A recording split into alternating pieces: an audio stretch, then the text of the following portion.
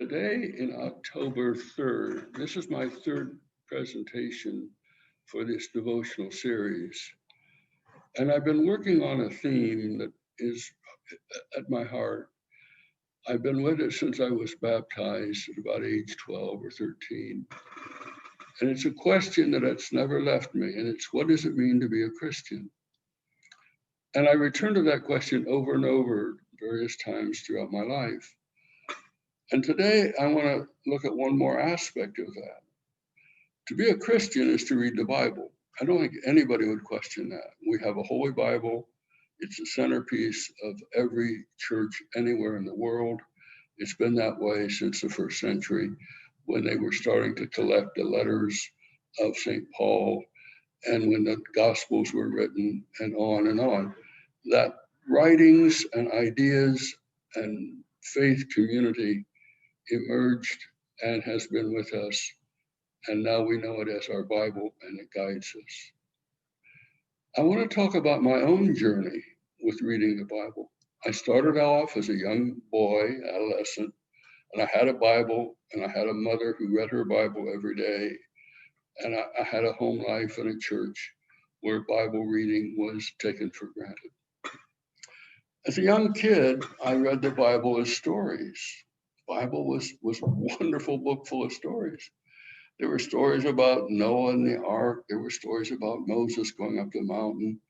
There were endless stories. And sometimes Cecil B. DeMille would take some of these stories and make movies. And they were terrific movies. One of the best was Samson and Delilah. I loved that movie. So Bible and storytelling go very closely together. And I can say my first introduction to the Bible and my first knowledge of the Bible was more about Bible stories than anything else.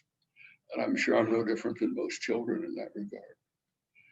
But then I went to college and I began to study classes about Bible scholarship, about New Testament and Old Testament. And I was suddenly introduced to a world that was totally different to me, but was liberating and really exciting. And that's the whole idea of studying the historical context where the Bible is originated, and to study the cultural settings and the political conflicts and all the things that ground the Bible in its original authorship and audiences of its day. And Bible scholarship is really attractive for me at that time, and I read much and I learned much and I enjoyed it. But as I kept reading the Bible scholarship, learning that there were more than 4 gospels, who knows how many, a dozen at least, and learning that the historical Jesus is pretty hard to find because there's a lot of myth and myth making about Jesus that clouds us about the real, true historical Jesus and so on. Those questions became quite interesting to me, and they were crowding out something. And I realized that these scholarly debates, however interesting they might be, were taking away from me the big question I started with at baptism. And I wanted to return to that question. What does it mean to be a Christian? I might say that a different way. Does the Christian faith guide me to a new life worth living?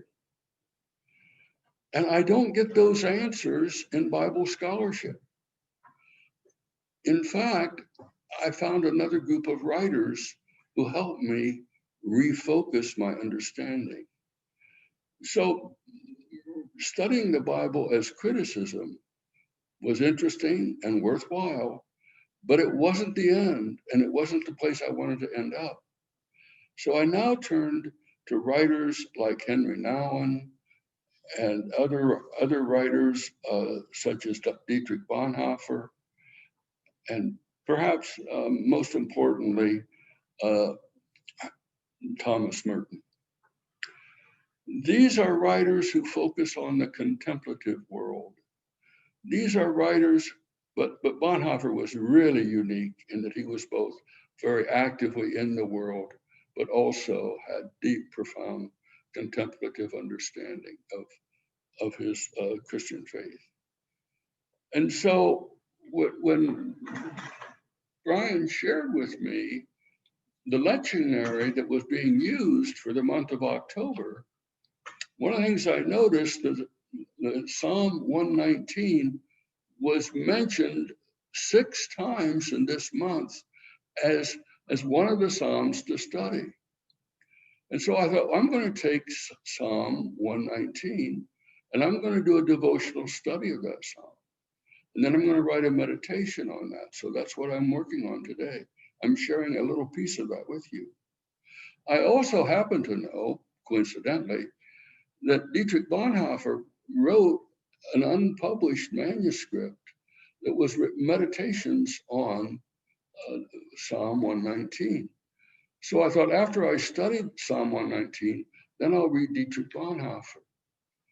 And then the lights came on, because one of the topics I found when I studied Psalm 119 contemplatively, one of the Psalms I found was the message of heart, and how over and over in that Psalm, it's about having heart with God. Let me quote a couple passages from that. Verse 58, I implore your favor with all my heart. Passage 1, verse 112, I incline my heart to perform your laws forever. And then, of course, verse 11 especially resonates here. I treasure your word in my heart. And Bonhoeffer wrote a meditation on that simple phrase, I treasure your promise in my heart. Let me quote from Dietrich Bonhoeffer's meditation. I do not treasure God's promise in my understanding, but in my heart. It is not analyzed by my intellect, but it is pondered in my heart. It is like a word of a dear friend, which lives in my heart, even though I do not think of it all the time. It is never sufficient simply to read God's word. It must penetrate deep within. We must be able, according to Bonhoeffer, I'll close with these lines. It is often better to read a little in the scriptures and slowly, waiting until it has penetrated within us, than to know a great deal of God's word, but not treasure it in your hearts. So the phrase I leave with you in this meditation about how to read the Bible, read it slowly. Take the time to ponder those words that will be penetrated in your heart. Bonhoeffer's meditation to verse 11 is a wonderful summary of my journey with my Bible. Now I read the Bible slowly as a devotional guide to a life worth living. Thank you.